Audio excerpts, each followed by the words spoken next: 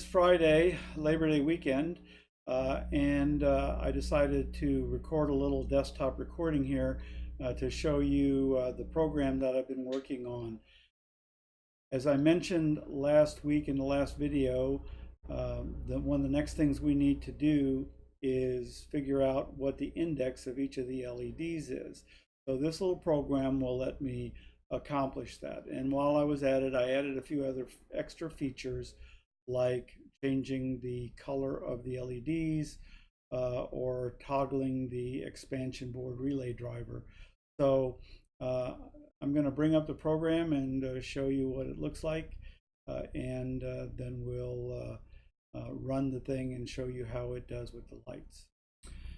Okay, here's the little program. It is really a very short program. I have a couple of includes in the front. These are libraries that I've written that hold things like the drivers for the RGBW LED strings, and also define some variables for the computer board that I built. So those are just things that I've written, and I can show them later maybe. I don't actually use the wire.h library right now, but it's leftover include from before. One of the important things is I have this currently set up to do 200 LEDs. If I need to test more, I need to come in here and change that number a little higher. But basically, got a bunch of defines at the beginning. In the setup, I just declare the pins on my board, set the serial output. I send out a little startup command string, or I send out the commands that you can type into this thing to tell you what you can do. Then I go down into the loop, and in the loop I just check to see if a serial input has come in. We'll use the serial monitor as a means of inputting data into this program. And so this thing will just sit here and wait for some serial input to occur, and then it'll put that. I'm gonna move this over here a little bit more just for ease of looking at. Once a serial thing occurs, it comes in, it pulls off the first character of that input string and checks it for a bunch of different commands. When I said this, or maybe I didn't say it this time, this isn't a very good programming method, but all I did was a whole bunch of string together if, else if, else if, else if, else if, checking each condition of what that input could be. So for instance, an R will set the current strip to red. A G will set the current strip LED to green, and so on and so forth. So if I hit an A, it'll set the mode to all. And as I step through here, basically it'll do each of those commands, and then it'll output it. And that's it. It's not a very complex program at all, and that's the bottom of it right there. So let me bring up the important stuff and show you how this thing actually works. Okay, what you're looking at here in the background is 50 LED string. I've punched some holes in a piece of cardboard and run them through there just so you can see all of the LEDs, or most of the LEDs. Up in the upper right hand corner is the microprocessor STM32 that's running the code that I showed you earlier. Down in the bottom right is the command line window that's showing what is coming back from the microprocessor, and the line up at the top allows us to type in commands. So the commands are available are A, to turn on all the LEDs, R, G, B, or W to set the color of the LEDs to red, green, blue, or white. And then there's another color command that'll let us more granularly set the color to anything we want. And its command is C for color, and then there's a 2 hexadecimal digit R, a 2 hexadecimal digit green, a 2 hexadecimal digit blue, and a 2 hexadecimal digit for white. And so you have to set those all in there, and then it'll set that to whatever color you've input. Now, the important thing that this program is for looking at the indexes of the program. So to get into index mode, you can either type a number of the LED you want to come on, or a plus or a minus to move forward or backward. And just to make it one key easier for me, a carriage return will act like a plus and also move it forward. And then the last command is an E to toggle the relay expander pin. So right now the index is set to 0 and the relay is off, but the program hasn't actually started running yet because I haven't input any commands yet. So the first thing I'm going to do is hit the A command to turn on all the LEDs. And as you can see, all the LEDs have come on. Now, if I wanted to change the color, like to red, I can type in an R and hit enter, and they'll all turn to red. Likewise, I can turn them all to blue by hitting B. Now, if I wanted something that was a mixture of red and blue, I would have to go C for color, and then some hexadecimal two-digit number like 80 for the amount of red and 50 for the amount of blue, no green, no white, and hit enter. And there I get a kind of a yellow color, which is what red and blue mixed together gives you. So if I wanted just back to all white, I can do all white and they pop back to all white. So now I'm going to go ahead and move into index mode, and I'm going to do that by commanding it to go to location 0. And so you can see in the upper right hand corner, location 0 is lit up. So I'm going to go ahead and move, oops, not that. Move that out of the way. You can see all the LEDs. So if I just hit enter, you can see down in the little command box there, it says that the index, the last line says index is 0, relay is off. So if I hit enter, and I gotta click into the command line. So I hit a 1, and you can see that the next light in that column came on, and the display shows that the index is at 1. If I hit it again, it'll go to 2. Hit it again, it'll go to 3. If I hit a minus and enter, it'll go back to 2. And I can also type in a discrete number for where I want to go to, like 33. So if I type in a 33 and hit enter, LED 33 turns on, and then when I hit an enter again, it goes to 34. Now the last, since this is 0 based, it goes from 0 to 49. There's 50 LEDs here. So if I go to 49, that should be the last LED. And if I hit it again, it commands LED 50 to come on, but I don't have an LED 50, so nothing comes back on. So that's pretty much it in a nutshell. That's what this program is designed for. We'll step through each of the LEDs and record which index is which light on the playfield, and then we'll use that to program the switching matrix that turns on the particular light. The one other command that this thing is capable of doing is toggling the relay expander board off and on. In 8-Ball Deluxe, they didn't have enough outputs to drive all the relays, so they took 3 of them, and they basically made the 3 lines command 6 LEDs, I'm sorry, 6 relays, by putting an expander board in that switches the power between the 3 primary relays or the 3 alternate relays whenever the relay driver is turned on. So for me, I can just hit an E, and the relay turns on, and you can see on the right hand side of that command line, I'm still at index 50, but now it says the relay has been turned on.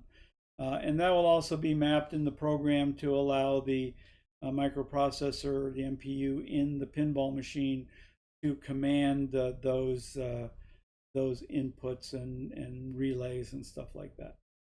So the next time we're down at the shed, we'll be running this program on my laptop and stepping through all the LEDs and recording it. So now you know what we're doing. Hello, it's Monday, Labor Day. I'm down at the shed. Mike should be getting here shortly. And we're going to continue with the light install. I'm going to be hooking up my laptop to the table here and running the program I just showed you guys at my house. And we're going to start by indexing all the LEDs that we have installed on this play field. After that, I'll let Mike decide what we're going to do. But I'm going to get my laptop out, get it hooked up, and I'll bring you back when I have the table configured. So just so you can see, I have the control card setting here.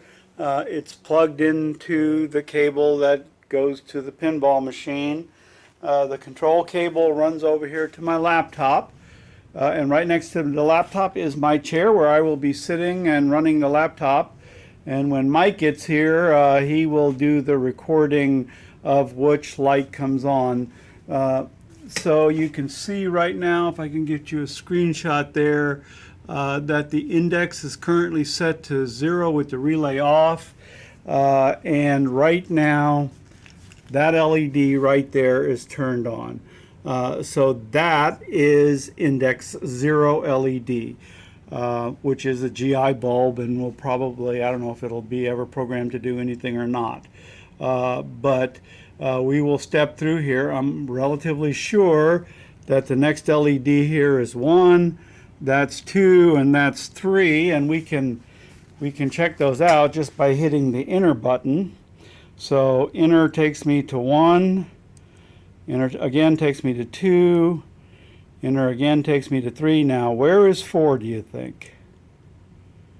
It's under there. So you can see it's right there. So Mike will record these one at a time. He's very good at, I can read his handwriting. I can't read my handwriting. So it really works good for him to take the notes and for me to push the buttons. So we should be getting to that shortly. I will probably just set you guys up on a camera, run you in hyperlapse, and you can watch us doing this. It's really pretty dull work. And there's about 100 LEDs to identify here, so it's going to take us a better part of an hour probably, or maybe an hour and a half to step through all of those. Another couple of things while I'm hand holding the camera is I did get this adapter LED simulator installed in here, and let me unloosen the knob so I can spin it over on its side, and I will show you what I did there. Well, I should say it's partially installed. So there it is. I ground away with my hand some of the plastic so it would fit in the hole. We still need to clamp the LED in and put a back on there, so when Mike gets here we will do that also. And one other thing that I did this weekend is I 3D printed a bunch of replacement plastic parts for these broken parts right here. So the 3D printed parts are not identical, but they are almost identical. They are the right size. The little ears on them are a little shorter than the original ones, so you can kind of see there. But it'll be fine, and we'll just screw or staple those on when we're working with the backboard. So Mike hopefully will be here shortly. We set the table up at an angle and turned off most of our lights so that hopefully you can see which lights are lit up. Mike is here now, and we're getting ready to start. You can see LED 0 right there is on, and we will start doing the index operation. By the way, we have the color of that LED set to orange right now, so I'm going to be setting it back to white as we step through here, and then as we find a color that we might want to adjust, we'll play around with the color till we get a color number that looks good on that one, and then we'll record that too, so I know how to program it. So I'm going to put you guys in hyperlapse now and enjoy the show.